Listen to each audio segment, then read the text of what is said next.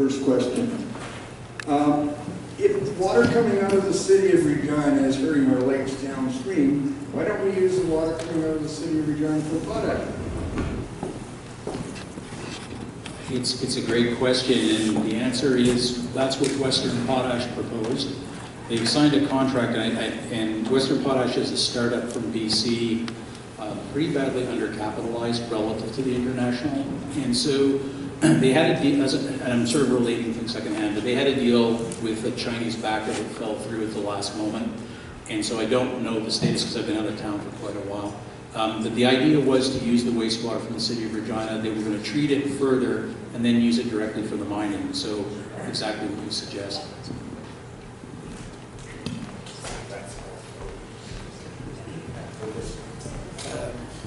I think the question was, is that a possibility for this mine? And probably the province, the provincial people could tell you better than I can.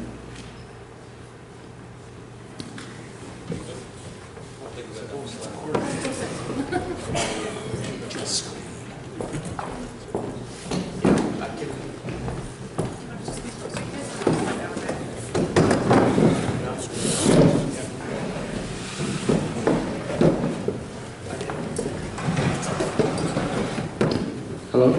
I can try to answer that question. The city of Regina has an exclusive deal with Western, I believe, so that I don't think that that deal has yet to expire. The investment that you were talking about with Western, with a Chinese company, I believe they're called Tairu, and that is for a different type of mining method that they're proposing, and I don't believe that that one actually is going to utilize that water though. So I don't know what the status of the MOU that Western had with the city of Regina is currently, but I don't believe it's expired yet.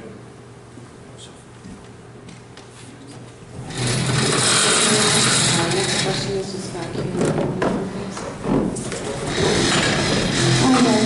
This is to, I guess, kind of a guess on behalf of the RM, but if the revenue sharing has increased from 96% since 2007 till today, from $234,367 to $458,767,000, is it safe to say that there'd be like a marginal increase more of 10,000 or 10%, 20%, 30% if this project was to go ahead?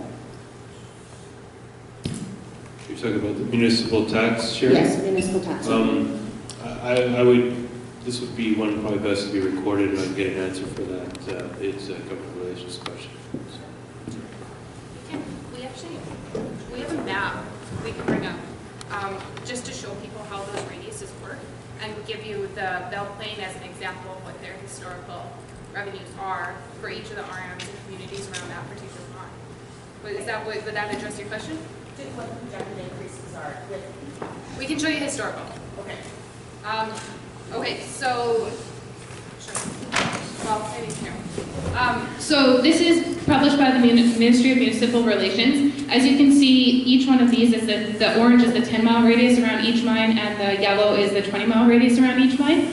The best example for our area would be the Belle Plaine mine, because it's one single solution mine, and how it impacts the arms. There's the, can you bring up the,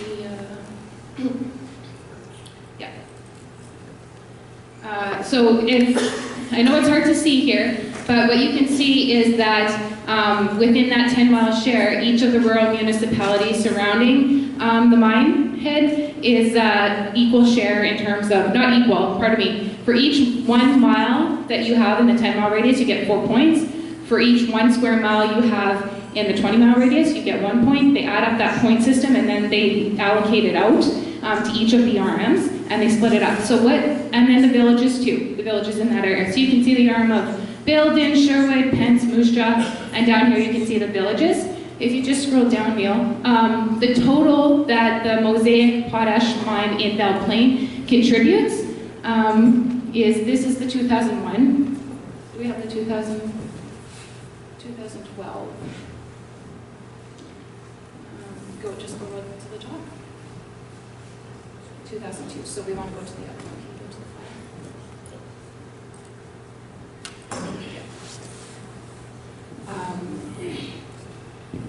So what it's sharing essentially is $993,000 is what all of those RMs are sharing in the most current year that was published, which is 2012. So that's split among 6 RMs as well as the villages in that area.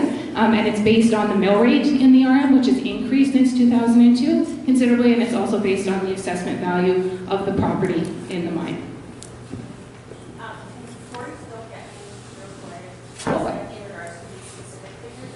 Absolutely, yeah. Do you want to just email it to us, Chelsea? Okay.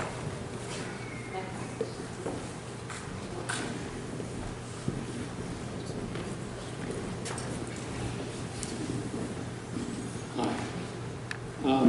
I'm Jim Harding from Capel Valley, where the lakes that Peter was talking about are, well, in trouble. The network group, did a good job of raising the different values, future generations, water versus short-term economic impacts.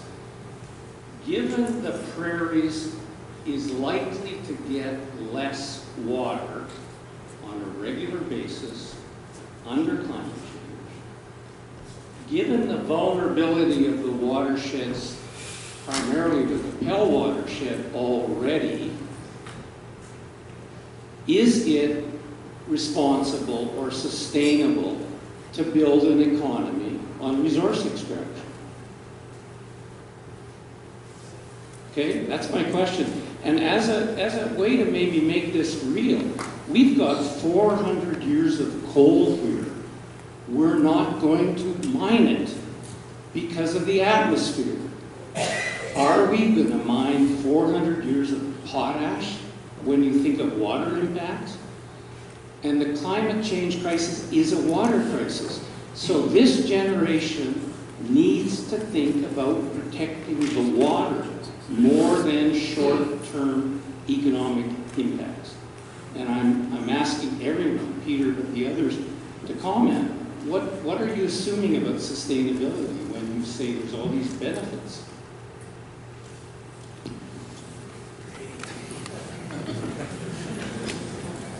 Jim, you know that to a large extent I agree with you about the need to look at long-term development sustainably. Development doesn't mean bigger; it just means continuing. And so there is a challenge here with water and how we might use the water. The city of Regina is probably not going to get smaller. This job's probably not going to get smaller. There are interprovincial agreements for the amount of water being conveyed from us to Manitoba and from Alberta to Saskatchewan, and those probably aren't, well, they'll be renegotiated sporadically, but there's going to be a requirement to also push water out of the province. And so I think the challenge is not as much don't use water ever, because if there's less coming in and there's more evaporating, it's going to go anyway. But how to use it to the benefit of society, the greatest benefit. Do we want to look at irrigation? Do we want to look at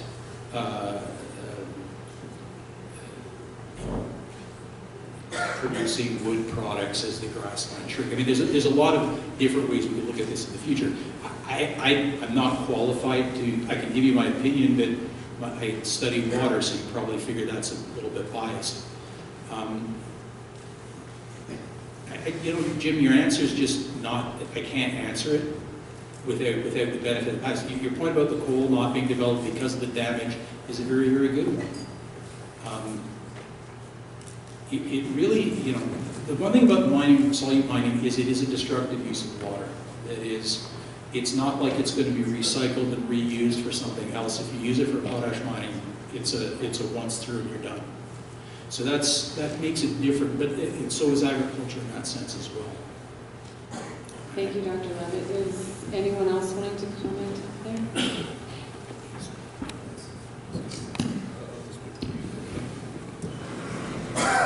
I can only repeat what the Water Security Agency has, because I've heard this question asked, and I know that they have their scientists as well, and they certainly look at climate change impacts in the future and long-term sustainability, and they've identified that there is significant water resource long into the future, and that's likely what they would say if they were here to ask that question.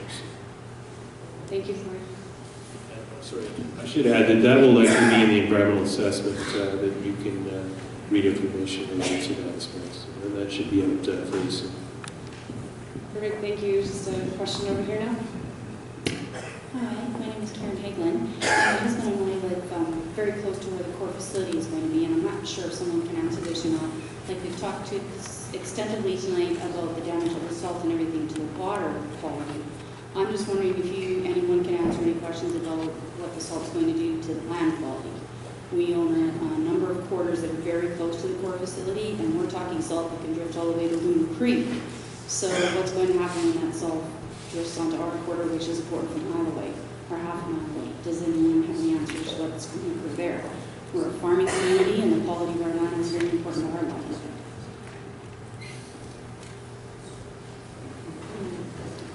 I don't know if we can answer that as a panel, so we're going to document that one for you, and if you'd like to be able to email this.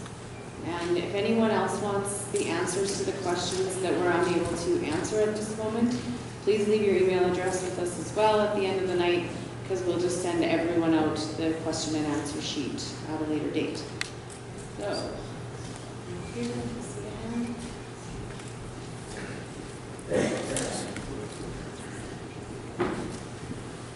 Yes, good evening. I want to thank you tonight for having this opportunity to bring the information forward to us, and I found it very interesting. I think Dr. Netherton gave us the report here on the water quality.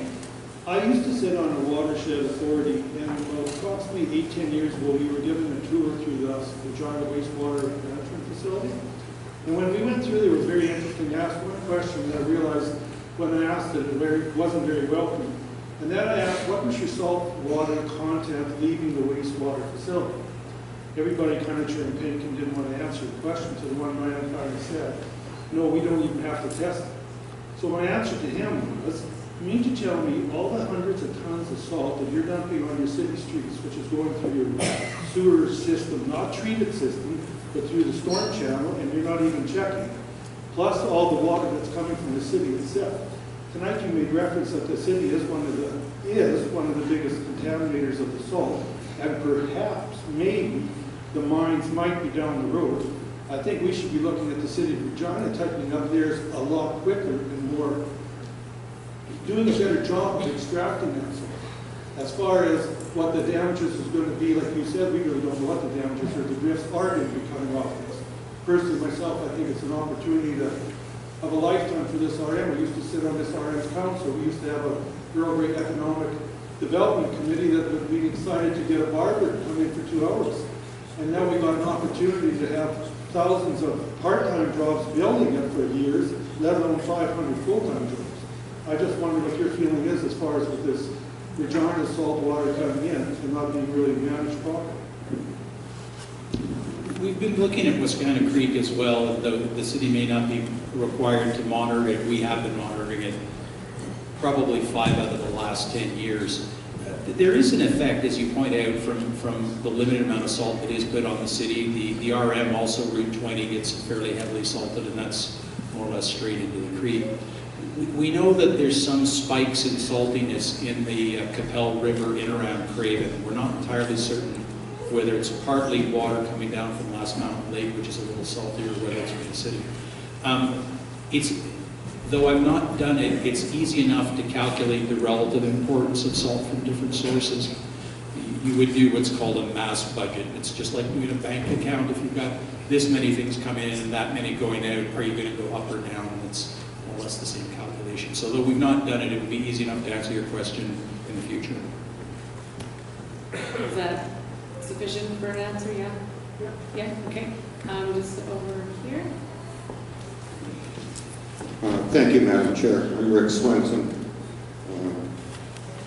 now PC candidate for this constituency, but also former Minister of Energy and Mines.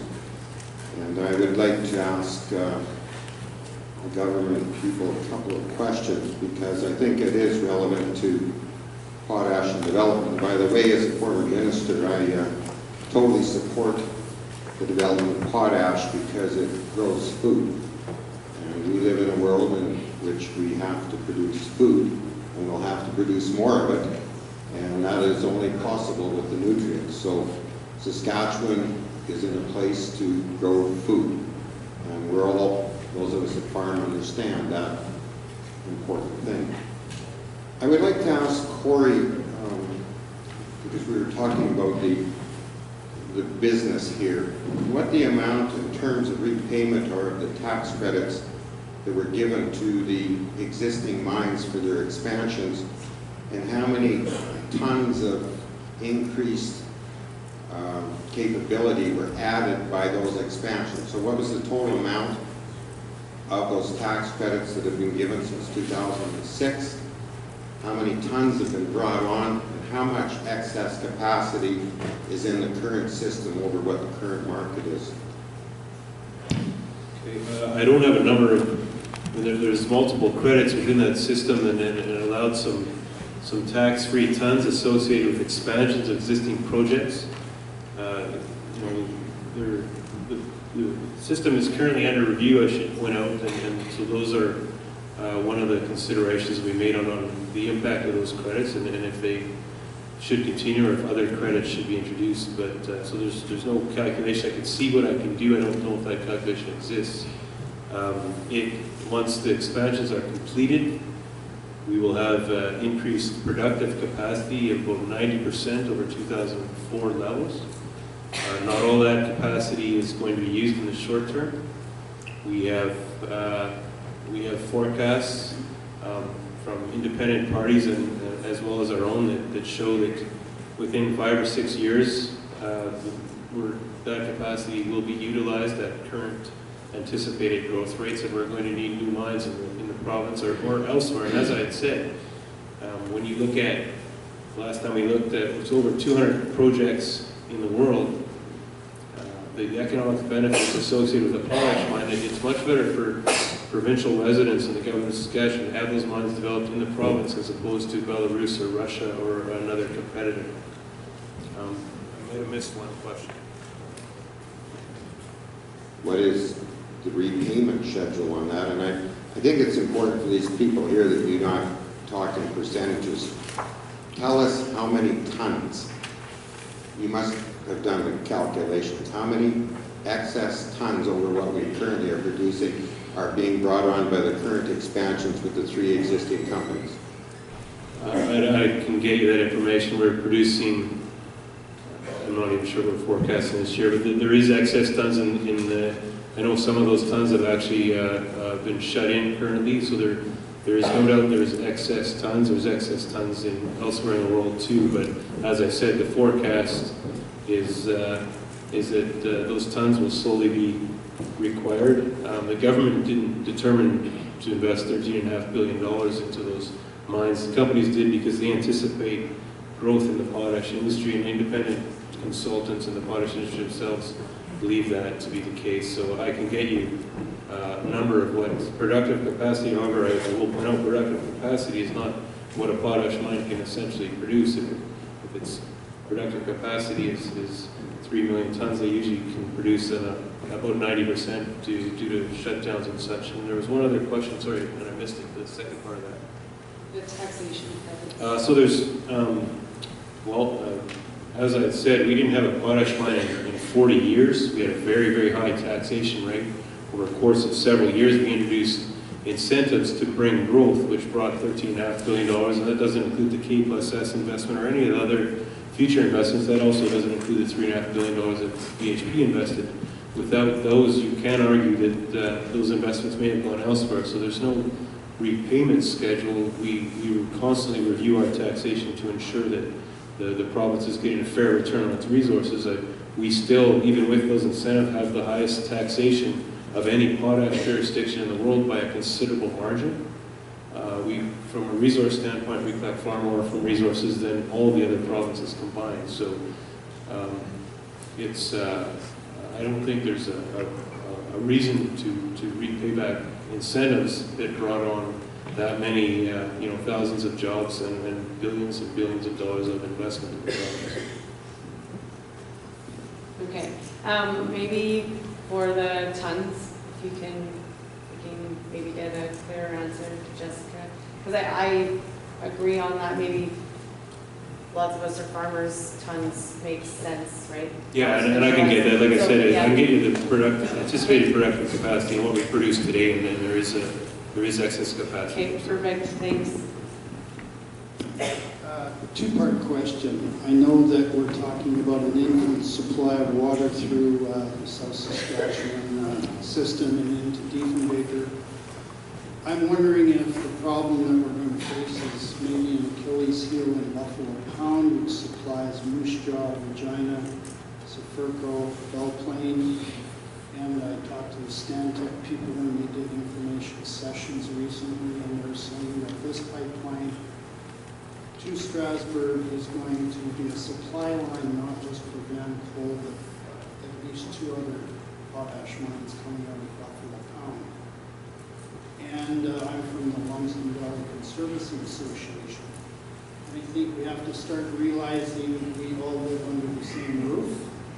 And I'm wondering if the Buffalo Pound Reservoir is going to be part of the problem for supply in the future.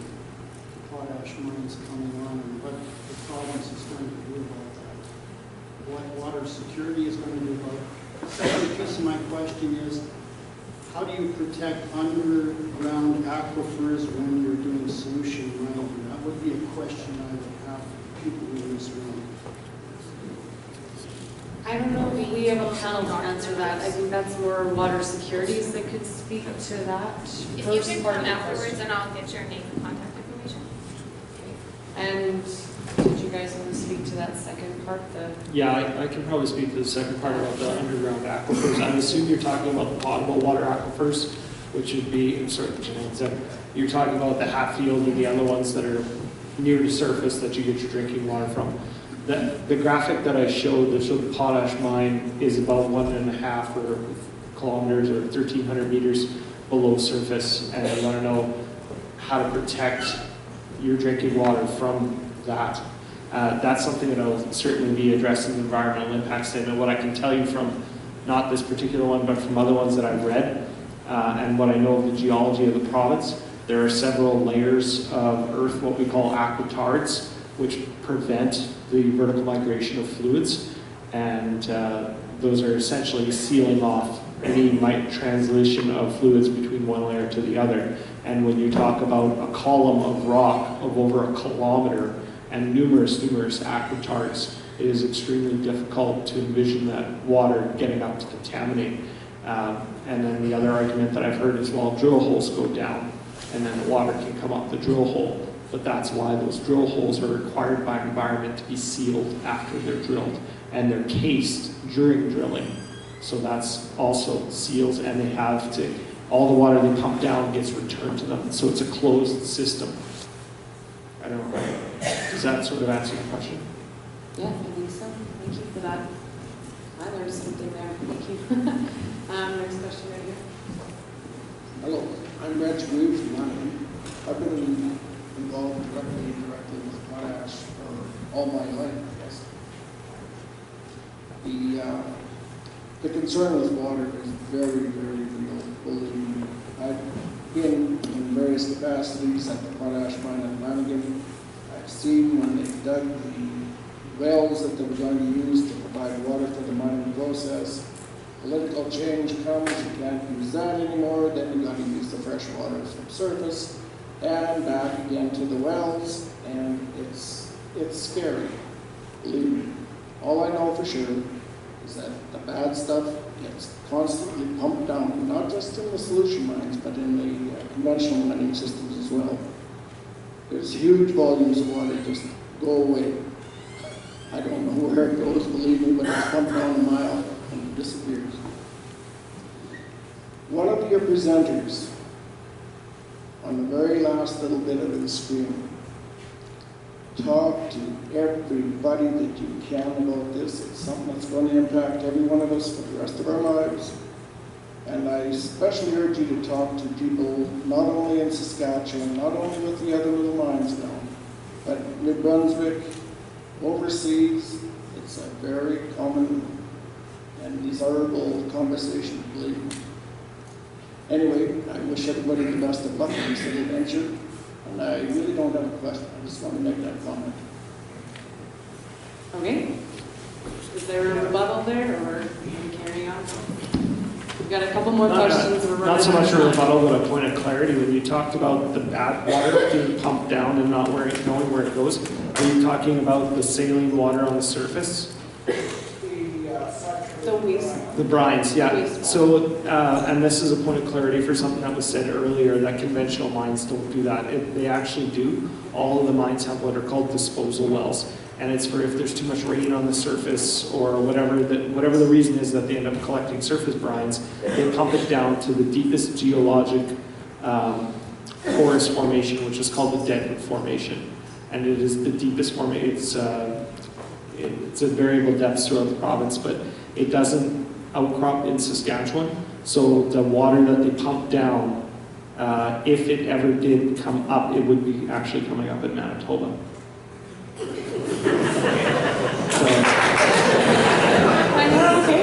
So well, that's the direction of the flow. The point is that it's such a minute amount and it's being isolated in the aquifer below. Okay, fair enough. Next question here.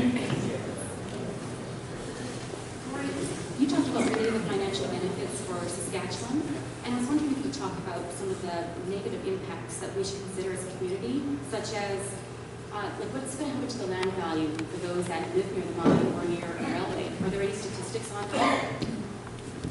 I can certainly look for that. It's not a concern that I've heard, because typically, you know, the new economic growth has increased housing values and those things because there's greater demand for housing in the area. So, but I can see what would exist, and if I don't have it, then, you know, there might maybe the RMs in those communities, and I can see if I can get that for you, that they might be better for that. Sorry, my curiosity was that if you're living right by a railroad, Right. or if the mine's right there, I don't imagine that land's going to be people are going to be knocking at your door saying, I want to live and look at that, or hear that noise. So I'm more interested in if it's really close proximity to that surrounding and the quality of life of that area. I can certainly see if I certainly understand the question. I'll see if there's anything that would be available for them. I know I wouldn't want to live right next to her, really, but it's just me. Anyway, next question. Yes, you say that the surface is going to sink approximately 10 to 15 feet after the extraction of some potash. How can you assume that the Hatfield Valley, the bottom of it, isn't going to sink and break loose and lose the water out of it? I can't see how that can possibly be. But again, I believe that's something that'll be addressed in the environmental impact statement. When you talk about the subsidence of 6 meters or 15 feet or whatever it is, that is over a very large distance, and it's more of a spherical subsidence when you're talking about solution mining caverns. And I don't agree that it would actually cut off the Hatfield aquifer with that gentle of a subsidence over that distance. But again, that's something that'll be addressed. It's just my personal opinion. Does that answer your question? I had a hand over here. Okay, there you go. And in the interest of time, we're going to do 2 more questions here.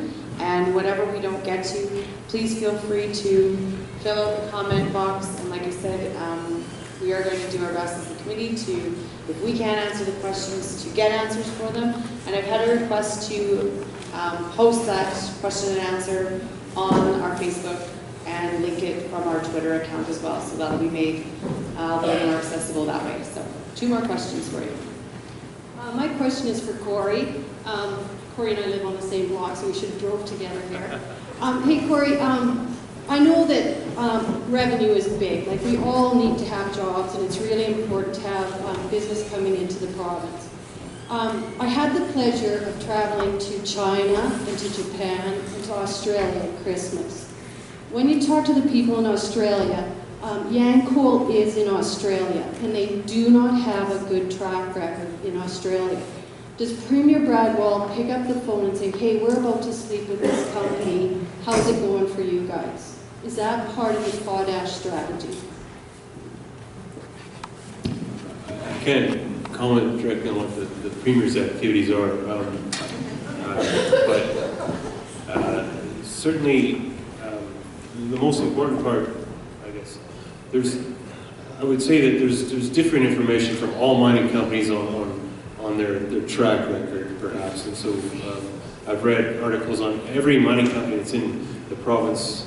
I've received calls and saying, how can you allow them to be here because of this? But when you do more investigations and stuff, so I can't comment, and maybe Yancoal can at a later time address and provide you some information on their history in Australia. But I can say that what's most important here is that our regulatory environment is incredibly strict. So it's not a concern, a great concern on who the operator is, because everyone has to operate under the same very strict regulatory environment, be it all these issues that we're discussing tonight. So and in absence of doing that, then they will not be operating in the province. So that's a very important component. And so when you look at our major mining companies, and we've had multiple ownerships in potash and uranium, even the existing mines today, the track records have been very strong because they're required to operate under a very strict regulatory regime, and that regime has strengthened over the years and will likely continue to do that. So. Perfect, thank you. And this will be the last question of the evening. Mark, I guess this is for you. I'm just curious as to what the confidentiality proposal agreement that is currently being put forward, what is it all about? And maybe you can correct me. But as far as I know, RM documents are all public domain. How can you enter into a confidentiality agreement if they're public domain? Mark, can I? Yes, you sure can. I'll let comment on that. So I'll try my best to answer your question. Confidentiality is something that scares a lot of people. I know in this RM, I've talked to a few people, I've talked to Jessica about it too a little bit. When people hear confidentiality, right away they think that somebody has something to hide. Absolutely. So when we were brought on for legal advice for the RM, our job is to make sure we look at these agreements, to make sure that they're complying with, first of all, whatever legislation is out there, and second of all, make sure that there's full disclosure of everything that has to be disclosed, and that the RM is protected and that the ratepayers are protected. The confidentiality agreement is very standard in any sort of business practice.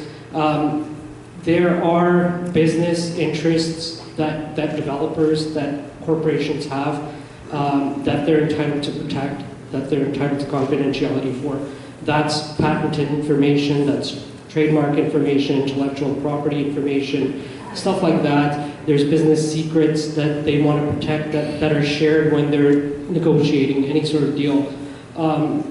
Our job in working towards, and I can't comment specifically on this because we're still negotiating on this, is to make sure that we draw the proper lines in what Yancoal is entitled to protect as their information, their trade secrets, and delineate that from stuff that the RM is entitled to, and that the ratepayers are entitled to know.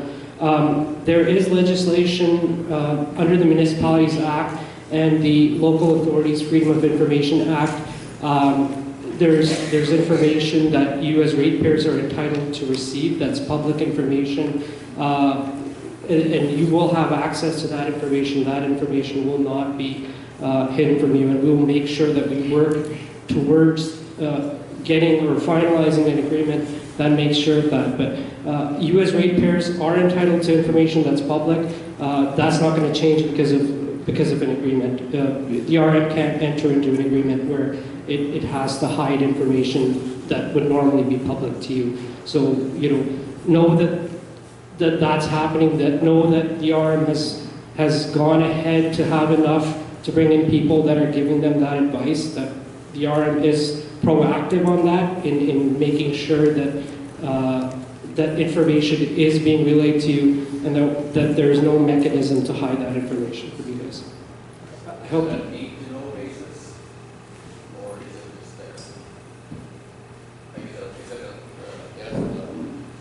Is the difference going to be because there's private money involved as opposed to public money? Or what is, I don't understand why it's not all disposable. So like I said, this isn't about, it's not about the money part of it, it's not about the investment part of it that a company will try to protect.